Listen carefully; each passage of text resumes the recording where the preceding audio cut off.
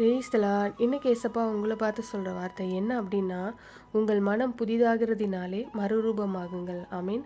நம்முடைய மனம் புதிதாக்கப்பட வேண்டும், மறுரூபமாக்கப்பட வேண்டும். அதில் கவலை இருக்குது, துக்கம் இருக்குது, பயம் இருக்குது, கோபம் இருக்குது, எரிச்சல் இருக்குது, சோர்வு இருக்குது. இப்படி ஏதோ ஒரு பிரச்சனைனால நம்முடைய மனசு கலங்கி இருக்கலாம்.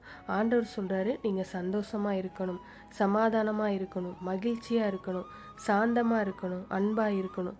அதுக்கு உங்களுடைய மனசு புதிதாய் மாறணும். அந்த புதிதாக்கலை செய்கிறவர் தான் ஆவியானவர். அப்போது இயேசுவே, பரிசுத்த ஆவியானவரே, என்னை புதிதாக்குன்னு சொல்லி ஒரு சின்ன ஜெபம் பண்ணுங்க.